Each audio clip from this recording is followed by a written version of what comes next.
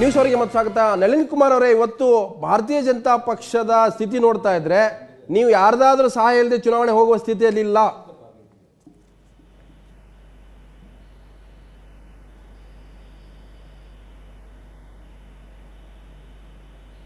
Hello,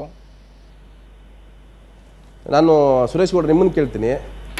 ಈಗ ಹೊತ್ತು ಉತ್ತರ ಪ್ರದೇಶದಲ್ಲಿ ಕೆಲವು ನಾಯಕರನ್ನ ಮೋದಿ ಮಾತಾಡ್ತಾ ಇದ್ದಾರೆ, ಇನ್ನು ಬಿಹಾರದಲ್ಲಿ ಕೂಡ ಸಾಧು ಯಾದವ್ ಅಂತ ಒಬ್ಬ RJD ನಾಯಕರು ಮಾತಾಡ್ತಾ ಇದ್ದಾರೆ. ಅಂದ್ರೆ ಎಲ್ಲೊಂದು ಕಡೆ ಪ್ರೊಸೆಸ್ ಶುರು ಮಾಡಿದ್ದಾರೆ. ಕರ್ನಾಟಕದಲ್ಲೂ ಬಂದು ಬರೀ BJP ಬರೀ KJP ನಾಯಕರು ಮಾತಾಡ್ತಾರೆ ಅಂತ ಏನು ಗ್ಯಾರಂಟಿ ನಿಮಗೆ ಅಂತ? ಅಲ್ಲ, ಯಾರು ಬೇಕಾದ್ರೂ ನಾವು ಅಲಯನ್ಸ್ ಮಾಡ್ಕೋಬಹುದು ಸರ್. ಅಲಯನ್ಸ್ಗೆ ಬಂದರೆ ಓಪನ್ ಇದೆ ಅಲ್ಲ, ಇಟ್ಸ್ ವೆರಿ ಓಪನ್. ನಾವು ಒಟ್ಟಾರೆ ಕಾಂಗ್ರೆಸ್ ಏತರ ಒಂದು ಸರ್ಕಾರವನ್ನ, NDA ಸರ್ಕಾರವನ್ನ ಕೇಂದ್ರದಲ್ಲಿ ತರಬೇಕು. ಹೊಂದಾಣಿಕೆ ಪರಿಸ್ಥಿತಿ ಬಂದ್ರು ಅದಕ್ಕೂ ರೆಡಿ ಇದೀರಿ, ಮೋದಿ ಅದಕ್ಕೂ ಒಪ್ಕೊಳ್ತಾರೆ. ನಾವು 28 ಪಕ್ಷ ಇಟ್ಕೊಂಡು ನಮ್ಮ ವಾಜಪೇಯಿ ಅವರು ದೇಶವನ್ನು ಆಳ್ದವರು ಸರ್. ಅದರಿಂದ ಇವತ್ತಿನ ಒಂದು ಒಕ್ಕೂಟದ ನೋಡಿ ರಮೇಶ್ ಬಾಬು, ನೀವು ಏನ್ ಹೇಳ್ಬೋದು, ಬಟ್ BJP ಓಪನ್ ಆಗಿದೆ. ಯಾಕಂತಂದ್ರೆ they are ready to take over the next ಅನ್ನೋ ತರ. BJP ಒಂದೇ ಅಲ್ಲ sir, Congress is also open. ಇದು ಕಾಂಗ್ರೆಸ್ ಜೊತೆ ಹೋಗಲ್ಲ, ನಾವು ಹೋಗೋ ಪ್ರಶ್ನೆ ಅಲ್ಲ. ಎಲ್ಲ ಪಕ್ಷಗಳು ಇದು ಅನಿವಾರ್ಯವಾದಂತ ಪರಿಸ್ಥಿತಿ. ಇದು ಒಂದು ಚುನಾವಣಾ ಪೂರ್ವ ಮೈತ್ರಿಗಳು, ಚುನಾವಣಾ ನಂತರದ ಮೈತ್ರಿಗಳು. ಇವತ್ತಿರ್ತಕ್ಕಂಥ ಕೇಂದ್ರ ಮಟ್ಟದ ಪರಿಸ್ಥಿತಿನಲ್ಲಿ ದಿನೇ ದಿನೇ ಕಾಂಗ್ರೆಸ್ ಕುಸಿತಾ ಇದೆ. ಬಟ್ ಚುನಾವಣಾ ಪೂರ್ವ ಮೈತ್ರಿಗೆ ಯಾವುದೇ ಒಂದು ರಾಷ್ಟ್ರೀಯ ಪಕ್ಷ ಹೆಚ್ಚು ಆಸಕ್ತಿ ಪಡುತ್ತೆ. ಇವತ್ತು ಮೋದಿ BJP ಇರ್ಬೋದು ಅಥವಾ ಕಾಂಗ್ರೆಸ್ ಇರ್ಬೋದು, ಚುನಾವಣಾ ಪೂರ್ವ ಮೈತ್ರಿಗೆ ಅವ್ರು ಇಷ್ಟಪಡ್ತಾರೆ. ನೀವು ಚುನಾವಣಾ ಪೂರ್ವಕ್ಕೆ ಹೋಗ್ತಾರೆ ಯಾರ ಜೊತೆಗಾದ್ರೂ? ನೋಡಿ, NDA ನಲ್ಲಿ ನೀವು ಬಹಳ ಸ್ಪಷ್ಟವಾಗಿದೆ. ಅಲ್ಲಿರ್ತಕ್ಕಂಥ ದೊಡ್ಡ ಮೈತ್ರಿ ಪಕ್ಷ JDU ಆಚೆ ಹೋಗಿದೆ. ಅವ್ರ ಜೊತೆ ಇರ್ತಕ್ಕಂಥವ್ರು ಶಿವಸೇನೆ ಮತ್ತು ಅಕಾಲಿದಳ. ಅದು ಬಿಟ್ಟರೆ ಇವತ್ತಿನ ಆಸ್ ಆನ್ ಟುಡೇ ಅವ್ರಿಗೆ ಹೆಚ್ಚಿನ ಮೈತ್ರಿ ಪಕ್ಷಗಳು ಇಲ್ಲ. ಅವ್ರ ಪ್ರಯತ್ನದಲ್ಲಿ ತಪ್ಪು ಅಂತ ನಾವು ಹೇಳಬಹುದಿಲ್ಲ. ಕಾಂಗ್ರೆಸ್ಗೂ ಸಹ ತಪ್ಪು ಅಂತ ಹೇಳ್ತಾ ಇಲ್ಲ. Congress is also extending their hands to take the parties inside.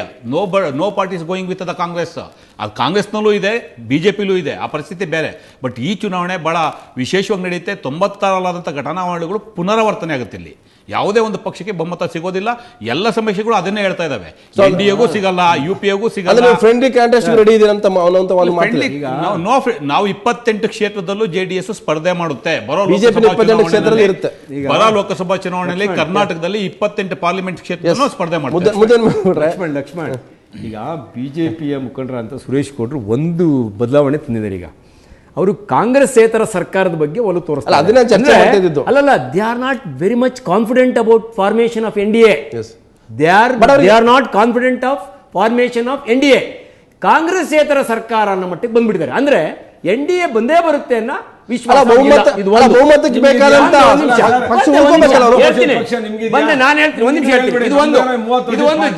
JDS ನ ವಕ್ತಾರರು ಬಹಳ ಕಠಿಣವಾದಂತಹ ಪದಗಳನ್ನ ಕಾಂಗ್ರೆಸ್ ಬಗ್ಗೆ ಉಪಯೋಗಿಸ್ತಾರೆ. ಕಾಂಗ್ರೆಸ್ ಮುಳುಗೋಗ್ತಾ ಇರೋ ಅಡುಗು. ಮೊನ್ನೆ ಎಲೆಕ್ಷನ್ ಆಗಿದೆ ಕರ್ನಾಟಕ ರಾಜ್ಯದಲ್ಲಿ, ಏನ್ ಪರಿಸ್ಥಿತಿ ಅಂತ ಗೊತ್ತಿದೆ ಅವರಿಗೆ. ಇಡೀ ರಾಷ್ಟ್ರದಲ್ಲಿ ಕಾಂಗ್ರೆಸ್ ಯಾವುದೇ ಕಾರಣಕ್ಕೂ ಬರೋದಿಲ್ಲ ಅಂತ ಯಾವ ಸಮೀಕ್ಷೆನೂ ಹೇಳಿಲ್ಲ. ಇವತ್ತು NDA ಬಂದೇ ಬಿಡುತ್ತೆ ಅಂತಲೂ ಹೇಳಿಲ್ಲ, ತೃತೀಯ ರಂಗನೂ ಬಂದ್ಬಿಡುತ್ತೆ ಅಂತ ಹೇಳಿಲ್ಲ. ಇದು ಎಲ್ಲೋ ಒಂದ್ ಕಡೆ ಒಂದು ರೀತಿಯ ಇನ್ನೂ ಪರಿಪೂರ್ಣವಾದಂತ ಸರ್ಕಾರ ಬರಲಾರದು ಅಂತ ಅಭಿಪ್ರಾಯ ಅಷ್ಟೇ ಇದೆ. ಆದ್ರೆ ಇವರು ಸನ್ಮಾನ್ಯ ರಮೇಶ್ ಬಾಬು ಅವರು ಕಾಂಗ್ರೆಸ್ ಬರೋದಿಲ್ಲ, UPAನೂ ಬರೋದಿಲ್ಲ, NDAನೂ ಬರೋದಿಲ್ಲ, ನಾವೇನಾದ್ರು ಮಾಡಬಹುದು ಅಂತ ಆಸೆ ಇಟ್ಕೊಂಡಿದ್ದಾರೆ. ಇವರಿಗೆ ಭ್ರಮನಿರಸನ ಆಗ್ತದೆ. ಆಮೇಲೆ ಕಾಂಗ್ರೆಸ್ ಅಂತ ಒಂದು ರಾಷ್ಟ್ರೀಯ ಪಕ್ಷಕ್ಕೆ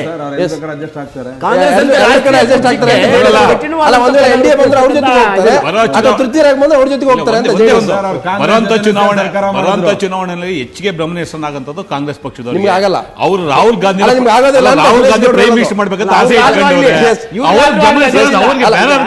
ಕೊನೆಯದಾಗಿ, ಇವತ್ತು ಮೋದಿ ಮಾತಾಡ್ತಾ ಇರ್ತಕ್ಕಂಥ ಶೈಲಿ ಬಹಳ ಜೋರಾಗಿ ರಾಷ್ಟ್ರೀಯತೆ ಬಗ್ಗೆ ಮಾತಾಡ್ತಾ ಇದ್ರು ಕೂಡ, ಯಾರ್ಯಾರು ಸೆಕ್ಯುಲರ್ ಅಂತ ಹೇಳ್ಕೊಂಡಿದ್ದಾರೆ ದೇಶದಲ್ಲಿ, ಅವರನ್ನು ನಾವು ಜೊತೆ ಸೇರಿಸ್ಕೊಂಡು ಹೋಗದೆ ಹೋದ್ರೆ ಮೋದಿ ಪ್ರೈಮ್ ಮಿನಿಸ್ಟರ್ ಆಗೋದು ಬಹಳ ಕಷ್ಟ ಇದೆ. ತುಂಬಾ ಕಷ್ಟ ಇದೆ. ಇವತ್ತು ಹೇಳ್ದಂಗೆ ಇವರು BJP ಅವರು ಎಲ್ಲರೂ ನಾವು ರೆಡಿ ಇದೀವಿ ಸೇರಿಸ್ಕೊಳ್ಳೋದಕ್ಕೆ ಅಂತ.